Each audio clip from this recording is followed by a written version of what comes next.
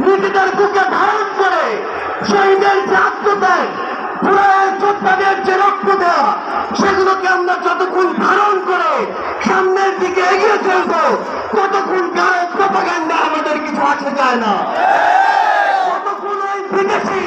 এজেন্ডার চক্রান্তে আমাদের কিছু আসে যায় না। আমাদের মনে আছে ওই 3, 4, 5 আগস্টে